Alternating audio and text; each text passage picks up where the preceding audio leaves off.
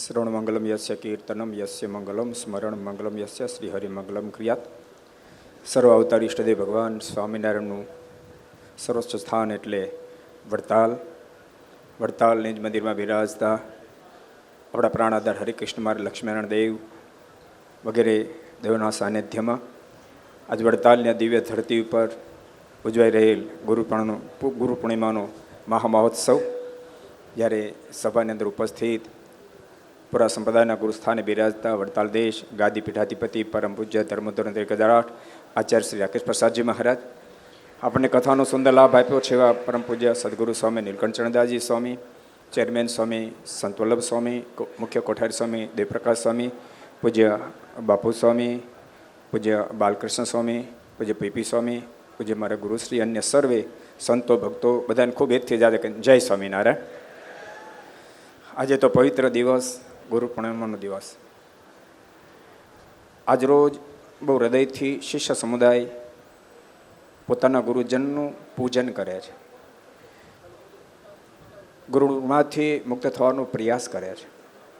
ખરેખર આ સમાજની અંદર શિષ્ય સમુદાયને ગુરુદેવે જે આપ્યું છે એ અદ્ભુત આધ્યાત્મિક પથમાં આપ્યું છે. જોકે આજનો દિવસ વેદવ્યાસજીનો પ્રાગટ્ય દિવસ છે. એને નિમિત્ત બનાવી, કારણ કે આદ્ય ગુરુ વેદવ્યાસજીએ પ્રથમ આ સમાજને ખૂબ આપ્યું. એક વેદના 4 વિભાગ કર્યા, 18 પુરાણોની રચના કરી, ખૂબ જ્ઞાન આપ્યું. વેદવ્યાસજીએ જ્ઞાન આપ્યું, આદ્ય ગુરુ ગણાય છે.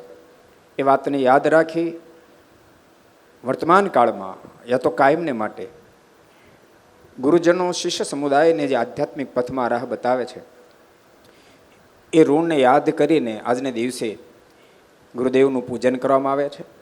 સાથે પ્રાર્થના પણ કરવામાં આવે છે કે આપ સદૈવને માટે અમારા ઉપર રાજી રહેજો.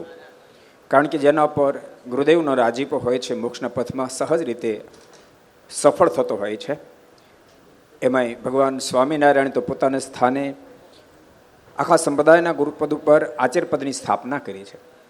પોતપોતાના જ્ઞાન ગુરુ અલગ હશે, પરંતુ પૂરા સંપ્રદાયના ગુરુ તો એક જ છે, અને એ છે આચાર્ય મહારાજ શ્રી. એમનો આજે આપણે ગુરુપૂજનને દિવસે પૂજન કરતા હોઈએ. ભલા ભક્તો, એક વાત બહુ સમજ્યા જેવી છે. બધા જ ગુરુજન પોતપોતાના શિષ્યને કંઈ ને કંઈ આધ્યાત્મિક પથમાં આપે છે, પરંતુ પરમ પૂજ્ય મહારાજશ્રીએ 22 વર્ષના ગાળામાં આ સંપ્રદાયને ખૂબ આપ્યું છે. તમારા બધાના હૃદય તો સ્વીકાર્ય કરે, પણ અમારું હૃદય પણ સ્વીકાર્ય કરે છે કે પરમ પૂજ્ય મહારાજશ્રી ખૂબ આપ્યું. એટલું બધું આપ્યું છે.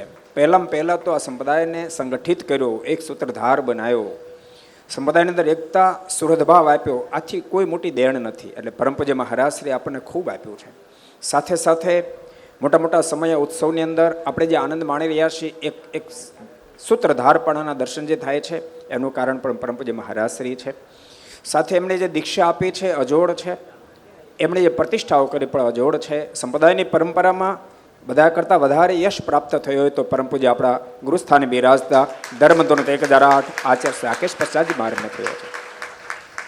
અને તમે ગમે ત્યારે એકાંતમાં બેઠા હોય તોય ભલે, જાહેરમાં પ્રવચન કરતા હોય તોય ભલે, પરમ પૂજ્ય મહારાજ શ્રીના હૃદયમાં માત્ર મૂળ સંપ્રદાય અને વડતાલ, ધોલેરા, જુનાગઢ, ગઢપુર મૂળ સંપ્રદાય એના હૃદયની અંદર એટલો બધો દૃઢ થયેલો છે કે જેને કારણે એના જોગમાં આવેલાને એનું દઢીકરણ ખૂબ જોશથી કરાવતા હોય છે.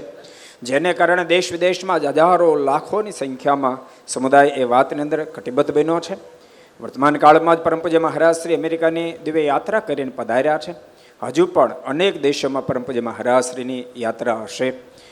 તો મારો કહેવાનો મતલબ કે આપણે ભાગ્યશાળી છીએ કે આજનો દિવસ એવો છે કે જેને કારણે આપણે ગુરુ ઋણમાંથી મુક્ત થઈ શકીએ. આપણે ભગવાન સ્વામિનારાયણના ચરણોમાં એ પ્રાર્થના કરીએ કે પરમ પૂજ્ય મહારાજ શ્રીના માધ્યમથી હજુ સંપ્રદાયની ખૂબ સેવા થાય, દીર્ઘ આયુષ્ય રહે અને સંપ્રદાયની અદ્ભુત સેવા કરી બધાને ખૂબ આપી શકે એવી ભગવાન શ્રી હરિના ચરણોમાં પ્રાર્થના સાથે મારી વાણી વિરામ. બધા સંતો ભક્તોને જાજે જય શ્રી